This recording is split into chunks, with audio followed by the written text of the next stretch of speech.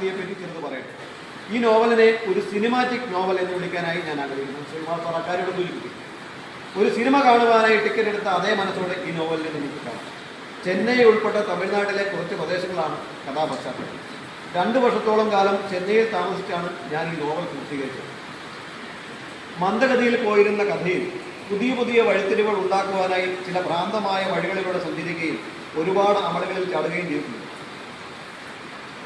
മറ്റൊരു കാര്യം കൂടി, ഇതിലെ ചില കഥാപാത്രങ്ങളും കഥാപരിസരങ്ങളുമെല്ലാം ചില സമകാലിക വിഷയങ്ങളുമായി ബന്ധപ്പെട്ട് കിടപ്പുണ്ട്. വായിക്കാത്തവർക്ക് ഞാൻ കാത്തുവച്ചിരിക്കുന്ന സർപ്രൈസുകൾ നഷ്ടപ്പെടുത്താതിരിക്കേണ്ടത് നിങ്ങളാണ്. അതുകൊണ്ട് വായനയ്ക്ക് ശേഷം അത്തരം സർപ്രൈസുകൾ കഥ വായിക്കാത്തവരോട് പങ്കുവെക്കരുത് എന്ന് അഭ്യർത്ഥിക്കുന്നു. ഈ പുസ്തകം എഴുതുവാൻ ഒരുപാട് പഠനങ്ങൾ നടത്തിയിട്ടുണ്ട്. അവയിൽ എന്തെങ്കിലും വീഴ്ചകൾ സംഭവിച്ചിട്ടുണ്ടെങ്കിൽ ക്ഷമിക്കുമല്ലോ. അപ്പോൾ ഏവരെയും ചെന്നൈ നഗരത്തിലേക്ക് ഞാൻ സ്വാഗതം ചെയ്യുന്നു എന്ന് പറഞ്ഞുകൊണ്ടാണ് അദ്ദേഹം ചെന്നൈ ഉങ്ങളെ അൻപുടൻ വരവേർക്കരുത് എന്ന് പറഞ്ഞുകൊണ്ടാണ് അദ്ദേഹം ഈ ഇതിലേക്ക് വായിക്കുന്നത്. ഇനി ഞാൻ കഥയിലേക്ക് ഏതാണ്ട് കടക്കുകയാണ്. അദ്ദേഹം പറഞ്ഞതുപോലെ ഇതിൻ്റെ സർപ്രൈസുകളൊന്നും ഞാൻ പറയുന്നില്ല. ഏകദേശം കഥാപശ്ചാത്തലം മാത്രമാണ് പറയുന്നത്. ഈ കഥയുടെ പശ്ചാത്തലത്തിലെ കഥാനായകൻ്റെ പശ്ചാത്തലവും ഈ കഥ എഴുത്തുകാരൻ്റെ പശ്ചാത്തലവും ഒന്ന് തന്നെയാണ്. രണ്ടുപേരും സിനിമ പഠിക്കുവാനും അതോടൊപ്പം തന്നെ അവിടെ ഒരു നോവൽ എഴുതുവാനുമായാണ് ചെന്നൈയിലേക്ക് പോകുന്നത്. അദ്ദേഹത്തിൻ്റെ അടുത്ത സുഹൃത്തിൻ്റെ ചേട്ടൻ അവിടെ ജോലി ചെയ്യുന്നു. ആ ബിനീഷ് എന്ന് പറയുന്ന ആളുടെ റൂമിലാണ് അദ്ദേഹം താമസിക്കുന്നത്.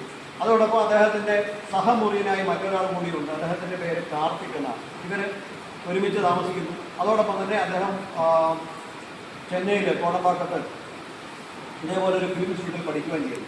ആ ഫിലിം ഇൻസ്റ്റിറ്റ്യൂട്ടിൽ പഠിക്കുകയും ചെയ്യുമ്പോൾ അവിടെ ഉണ്ടായ പ്രൊഫഷണലിസ്റ്റിൻ്റെ പേരാണ് ഇതിലെ നായികയുടെ പേരായ ആനന്ദ്. അതുകൊണ്ടാണ് റാം കെയർ ഓഫ് ആനന്ദി എന്നൊരു പേര്. അതോടൊപ്പം അദ്ദേഹത്തിന് അത്ഭുതകരമായ മറ്റൊരു കാര്യം മനസ്സിലാകുന്നു. ഈ ക്ലാസ്സിൽ അദ്ദേഹത്തോടൊപ്പം പഠിക്കുന്നത് 2 സഹോദരങ്ങളുണ്ട്. ഒന്ന് ഒരാളുടെ പേര് വെട്രി, മറ്റൊരാളുടെ പേര് രേഷ്മ. ഇവർ 2 സഹോദരങ്ങളാണ്. ഒരേ അച്ഛന് ജനിച്ച 2 അമ്മമാർക്ക് ജനിച്ച 2 സഹോദരങ്ങളാണ്. ഇവർ രണ്ടുപേരും എപ്പോഴും അടിയാണ്. അപ്പോൾ ഇങ്ങനെ പിന്നെ ഇവരുടെ ഈ ക്ലാസ്സിൽ പഠിപ്പിക്കുന്നയാൾ ഇങ്ങനെ വളരെ സരസമായി പോകുന്നു. ഇതേപോലെ മറ്റൊരു പ്രധാനപ്പെട്ട കഥാപാത്രം ഈ വെട്രി, അതേപോലെ തന്നെ ഈ ആനന്ദി എന്നിവർ താമസിക്കുന്നത് ഒരു പേയിങ് ഗസ്റ്റ് മോഡലാണ്. അത് പാട്ടി എന്ന് വിളിക്കപ്പെടുന്ന, നമ്മളുടെ മുത്തശ്ശി എന്ന് വിളിക്കപ്പെടുന്ന മറ്റാരുമില്ലാത്ത ഭർത്താവ് മരിച്ച ആ ഒരു സ്ത്രീയുടെ ഒപ്പമാണ് ഇവർ താമസം. അപ്പോൾ അവിടെ ശനിയാഴ്ചകളിൽ പോകുമ്പോൾ ഭക്ഷണപ്രേമിയായ പാചക വിദഗ്ധയായ അവരുണ്ടാക്കുന്ന ഭക്ഷണമൊക്കെ കഴിച്ച് ഇങ്ങനെ ഇവിടുത്തെ ചെന്നൈയിലെ മറ്റു കാര്യങ്ങളുമായി സാധാരണ രീതിയിൽ പോകുന്നു. ഇദ്ദേഹം അവകാശപ്പെടുന്നത് പോലെ തന്നെ ഒരു സിനിമാറ്റിക് അനുഭവത്തോടെ കടന്നു വായിക്കുന്ന ആൾക്ക് നമ്മളൊരു സിനിമ കാണുന്നത് പോലെ അല്ലെങ്കിൽ ഒരു സീരീസ് കാണുന്നത് പോലെ മനസ്സിലാവുന്ന ഒരു രീതിയിലാണ് പോകുന്നത്. ഇതിനിടയ്ക്ക് മറ്റൊരു സൈഡ് ട്രാക്ക് കൂടിയുണ്ട്. ഇദ്ദേഹം ഒരിക്കൽ ചെന്നൈയിൽ കമ്പാർട്ട്മെൻറ്റിലൂടെ ട്രെയിനിലൂടെ പോകുമ്പോൾ ഈ കുറേ ഹിജറകളായിട്ടുള്ള നമ്മളിവിടെ ട്രാൻസ്ജെൻഡേഴ്സ് എന്ന് വിളിക്കുന്ന ആൾക്കാരോട് വരുന്നു. ഇദ്ദേഹത്തിൽ നിന്ന് പൈസ വാങ്ങിക്കാൻ ശ്രമിക്കുന്നു. അപ്പോൾ ഇദ്ദേഹം പൈസ കൊടുക്കില്ലെന്ന് പറയുന്നു. അപ്പോൾ അദ്ദേഹത്തിൻ്റെ അവർ ഷട്ടിൽ കാര്യം പിടിക്കുന്നു, ഷർട്ട് കീറി പോകും. പിറ്റേ ദിവസം ഈ ട്രാൻസ്ജെൻഡറായ ആൾ ഈ ഷർട്ട് കീറിയതിന് പകരമായി ഇദ്ദേഹത്തിന് അതിൻ്റെ കുറച്ച് പൈസ, ഇദ്ദേഹത്തിന് വാങ്ങിച്ച പൈസയും ഈ ഷർട്ടും വാങ്ങിക്കാനുള്ള പൈസ കൂടി തിരിച്ചു കൊടുക്കുന്നു. അങ്ങനെ അവർ തമ്മിലൊരു നല്ലൊരു ബന്ധമുണ്ടാകുന്നു. ഈ മല്ലി എന്ന് പറയുന്ന ഈ ട്രാൻസ്ജെൻഡർ, അയാളുടെ യഥാർത്ഥത്തിലുള്ള പേര് കാളിദാസ് എന്നാണ് മനസ്സിലാക്കുന്നത്. അദ്ദേഹത്തെ പണ്ട് ഈയുടെ ഫിലിം ഇൻസ്റ്റിറ്റ്യൂട്ടിനോട് ചേർന്ന് നടക്കുന്ന ഈ ഒരു നൃത്ത പഠന കേന്ദ്രത്തിൽ ചേരുവാൻ ശ്രമിക്കുകയും ട്രാൻസ്ജെൻഡർ ആയതുകൊണ്ട് പരാജയപ്പെടുകയും ചെയ്തതായിട്ട് മനസ്സിലാക്കുന്നു. അങ്ങനെ ഒരു സൈഡ് ട്രാക്ക് അവിടെ നടക്കുന്നു. ബാക്കി കുറച്ച് കഴിയുമ്പോഴേക്കും ആരാണ് ഈ ആനന്ദി, അവർ ചെയ്യുന്നതിൻ്റെ കാര്യങ്ങൾ, ഈ ആനന്ദി ഒരു മിടുക്കിയായ പെൺകുട്ടിയാണ്. അവർ ഈ റിസപ്ഷനിസ്റ്റായിട്ട് ജോലി ചെയ്യുന്നു. അതിനുശേഷം ഈ സ്ഥലക്കച്ചവടം, കാറ് കച്ചവടം, വണ്ടി കച്ചവടം നടന്നു. അതോടൊപ്പം തന്നെ ഫ്ലവർ അറേഞ്ച്മെൻറ്റ് നടക്കുന്നു. അതോടൊപ്പം തന്നെ കാറ്ററിംഗ് പിടിക്കുന്നു. ഇങ്ങനെ ഒരുപാട് ജോലികൾ ചെയ്ത് പൈസ ഉണ്ടാക്കുന്ന, എന്നാൽ അല്പം പോലും പൈസ കളയാത്ത വളരെ ഹാർഡ് വർക്കിംഗ് ആയിട്ടുള്ള ഒരു പെൺകുട്ടിയാണ്. അപ്പോൾ ഈ പെൺകുട്ടി ഇത്രമാത്രം പൈസ എടുക്കുന്നത് എന്തിനാണ്? അവരുടെ വീട്ടുകാരെ പറ്റി ചോദിക്കുമ്പോൾ കൂടുതൽ കാര്യങ്ങളൊന്നും പറയുന്നില്ല. അപ്പോൾ അത് മനസ്സിലാക്കാൻ വേണ്ടി ഇവരുടെ കൂടെയുള്ള ഈ വെട്രിയും അതേപോലെ തന്നെ പ്രത്യേകിച്ച് രേഷ്മ നടത്തുന്ന ചില അന്വേഷണങ്ങളാണ് ഈ സിനിമയെ, ഈ ഒരു നോവലിനെ ഒരു സിനിമാറ്റിക് അനുഭവത്തിലേക്ക് അല്ലെങ്കിൽ ഒരു ത്രില്ലർ അനുഭവത്തിലേക്ക് മാറ്റും. അതോടൊപ്പം തന്നെ ഈ സിനിമയിൽ പ്രവേശിക്കാൻ വേണ്ടി രേഷ്മ എന്ന് പറയുന്ന ഈ കുട്ടി നടത്തുന്ന പരിശ്രമങ്ങളും അതിന് പ്രോത്സാഹനം കൊടുത്തുകൊണ്ട് ഇവിടെ കൂട്ടിൽ നടത്തുന്ന പരിശ്രമങ്ങളുടെ ഭാഗമായിട്ട് മറ്റൊരു വരുന്നുണ്ട്. ഏതായാലും നിങ്ങൾ ഒരുപക്ഷെ ഈ നോവൽ വായിച്ചപ്പോൾ എനിക്ക് തോന്നിയത് ഇതൊരു ജനപ്രിയ സിനിമയുടെ ചേരുവകൾ ചേർക്കാൻ വേണ്ടി മനഃപൂർവ്വം ശ്രമിക്കുന്ന പോലെ ചെയ്യുന്നു. നിങ്ങൾ ഒരുപക്ഷെ നമ്മുടെ ജയസൂര്യയും അതേപോലെ തന്നെ നമ്മുടെ സഹോദരങ്ങളായിട്ടുള്ള പൃഥ്വിരാജും ഇന്ദ്രജിത്തും അനുഭവിച്ച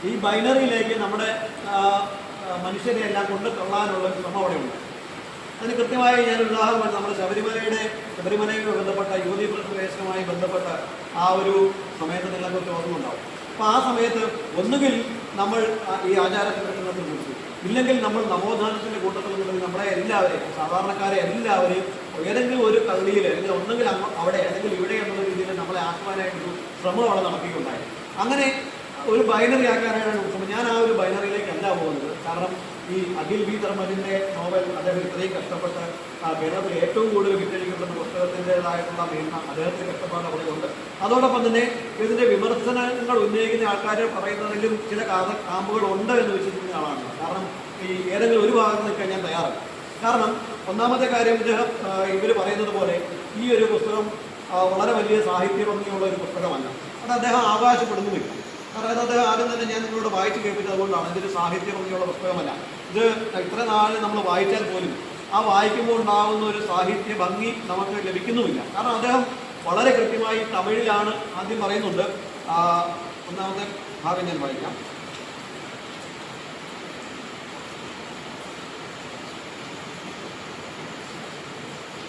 ഇതിനകത്ത്